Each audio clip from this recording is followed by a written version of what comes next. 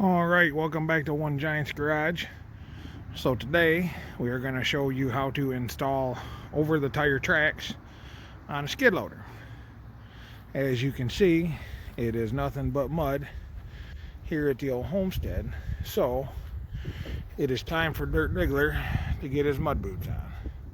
So for those of you astute observers, you should never leave your arms up when you climb out of your machine. I don't care. I still did it because I don't have any other choice. And obviously, because one side is on, I didn't think about this until after I started putting this on. So this gives you a chance to see what they look like when they're all installed. These ones are just a hair too short. They really should have a little bit more droop in the center. I think the companies call for like an inch or 2 inch. And these have got, none. But they're also a little bowed up in the bottom, just because I don't have any flat ground here to work on. I could take these 4 bolts out, back up and just put 2 in, and then come down here and do the same thing on this. This is basically like a master link. But for what I do, there's another one down there. For what I do, it's not a big deal. I don't use these very often, but when you need them, they are handy. Also, for those of you who have noticed, these are very old tracks. Most all of them have been broken and re-welded together, which is totally fine by me. Again, I don't use them very much, but they are indispensable when you need them. So I'm going to show you how to do it with this other track. This is a slightly different style, but same concept applies all the way around. It's not rocket science, not building spaceships here.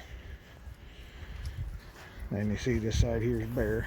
So I'm going to back the machine up and get the track laid out and run you through the process.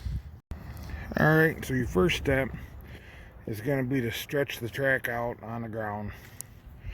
Usually, because I'm in dirt, I just drive forward, drive back. Lay it right straight out on the track. When you go to buy these, they sell them in length. So these I already know are adjusted because they've been on and off this machine quite a few times. So you can see it's 14'6" plus or minus to the end. You can see this one has more adjustments. It's only got one set of bolts. Let's see, you can narrow it up or lengthen it out there. Same thing here and here, and then obviously that at the end is where it bolts up to. There's Sugar. She's mad because she's always wanting more food. All you really need to install them, these are the bolts. This particular one just uses 2 bolts per side, just a standard 1/2 inch bolt, 3/4 head. I use a lock nut on it. I don't think that's totally necessary if you keep track of it, but it's cheap insurance, so why not? We got deep well socket if you got the clearance, shallow socket if you don't, standard 3/8 ratchet, 3/4 inch combination wrench, and the most important part is this right here. So when you look at these online, they will sell you an install tool for a couple $100, something like that. Well, all the install tool is a ratchet strap with one of the ends cut off of it.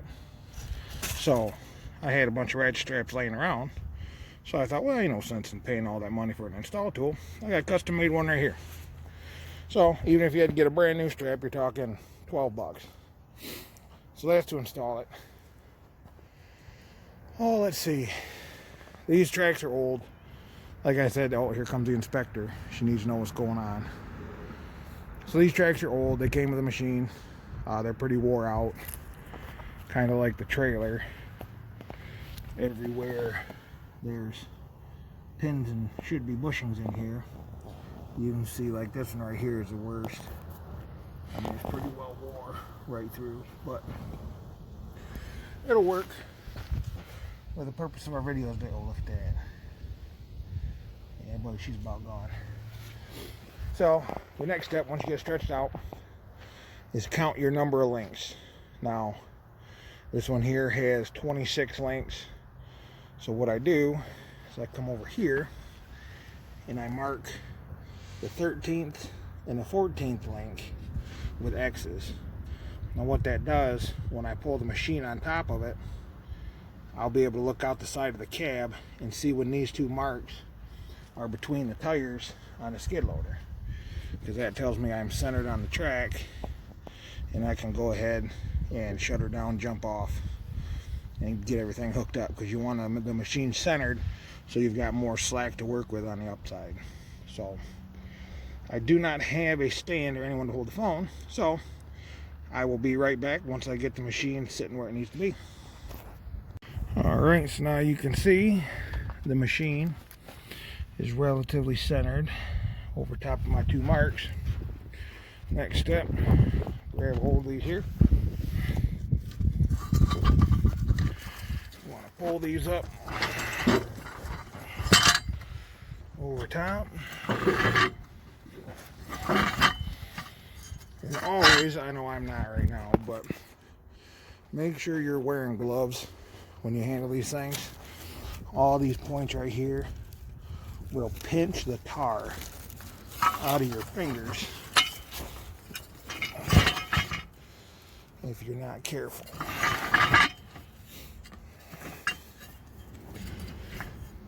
So the other consideration to make before you get tracks is you have to have clearance between your tire and the machine to put tracks on.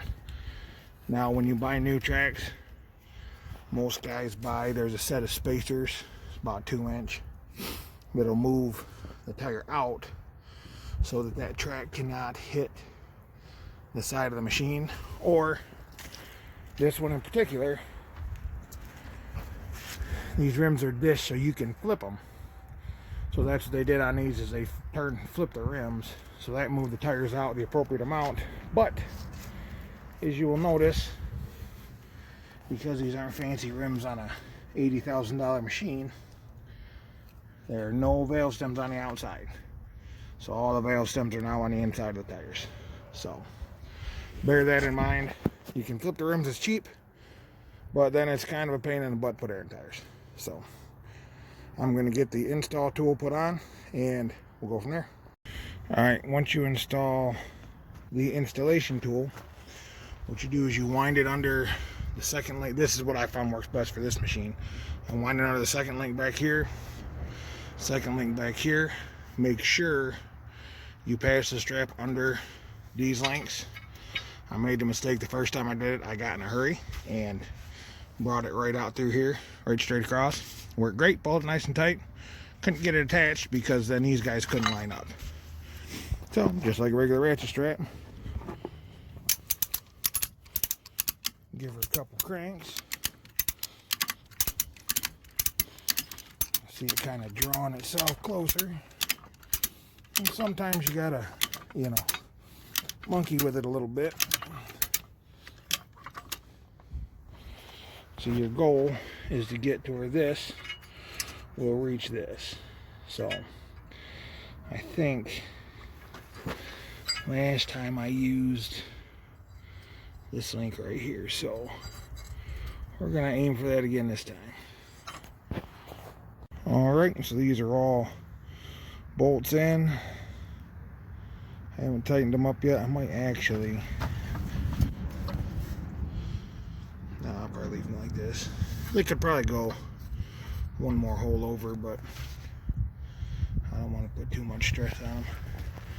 I did look, and that bad boy is thin. So pretty soon we're going to have a video about how to replace pins and bushings in old over the tire tracks. So we'll get these tightened up, get the strap off, and you can see what they look like. So there you go, that is everything all tightened up. Install tool took off. I did end up shortening that up, hitting that center one right there. So this will be part one. Part two, I think, is going to be what happens when you're over the tire track, breaks, and wads up right about there, and right about there once that comes down. So for right now, that's about it. I'll put up a video or a photo at the end of this video so you can kind of see what she looks like all dressed up, ready to work. I store my tracks on plastic pallets and I sick them right down there where the flatbed stock trailer are. I got a little spot where I put all my stuff. So keeps them up out of the grass, makes them easy to get to. Throw the forks on, go on down, pick them up. That way they're out of the way when I don't need them. So that's what the tracks are going to be used to push. Picked this bucket up at a auction for next to nothing because I had a broken tooth, and everybody's like, oh my god, broken tooth, get rid of it. So this was built by a company called XHD Attachments. It's their severe duty tooth bucket, and it is heavy duty compared to the other two buckets I've got for this machine. It is 10 times a bucket. It was sitting there in line at the auction place, and I went to pick it up right next to a brand new 72-inch Tomahawk bucket. And for grins, I walked up, you know, and just grabbed a hold of that Tomahawk bucket, you know, gave her a little tug. Super light. They're pretty cheap, and I know they got their place, but they're very, very, very light duty. This one here, I walked further down where this was sitting, did the same thing, and about threw my back out because I figured it was going to be as light as the other one was. It is definitely not. So the other thing I did is I ordered a new tooth, shank and tooth weld-on for this bucket. So you will be seeing a video shortly about how to fix that. We're going to patch up that hole right there where the tooth was sitting. Going to make it all shiny and level and fill it in again, and then put everything back on. So stay tuned. There'll be more on that coming up. Gonna throw the forks back on, take the pallets back down there so they're not in my way, and then I'll give you a picture at the end of old Dirt Diggler hooked up, ready to go. Alright, thanks for watching. So here she is, all done and set up. You can see how now that I drove it around a little bit, we got that little bit of sag we were looking for between the tires. My hair was all tight before. It'll kind of straighten itself out once you drive on a little bit. Bucket's all mounted. When you're using these, you should put in a arm stop, or always what I do is just remember to carry my arm up just a little bit. You can't see it, but there's like a 1/2 millimeter gap right there. But I mean, as soon as these things flop around, they're going to scrape on the bottom of the arm the whole time you're running them, if you run your arms all the way down. Some guys will put spacers in. Lost my spot. Right down in here somewhere. There's a spot where the arms actually touch the machine. But you can see this side, just because of the way the tracks are sitting, has a little bit bigger gap on it. So just something to keep in mind. You know, you don't want to be binding anything up, but I've never had an issue. Something else I learned that some guys do, I forgot to mention as we were putting them on, is they will air down the tires, so there's a little bit of a squish factor to them. Helps them get them drawn tight a little bit better. I've never had to do that. I've just always left my tires aired up. But always make sure your tires are fully aired up once you have these things on here. It just helps eliminate a little bit of slipping. And these are really good tires, so I always try to follow that. See, I got a bunch of tread left. But you can see this bucket is exactly as wide as you would want. It wouldn't even hurt for it to be about 3 inches wider. But the other bucket I had before I got this one was only probably this wide. So it was actually narrower than the tires were even, and way narrower than tracks. So you always want a bucket that's wider than your machine. That way when you're grading, you're not leaving tracks behind where you're trying to grade smooth. So this one's putting it pretty tight, but if I take the tracks off, this bucket's about perfect. I've got that right, 2 to 3 inches on each side. So anyway, there you go. Old Dirt Diggler got his muck boots on, and he is ready to make this mud pen all back level again. Thanks everybody. See you next time.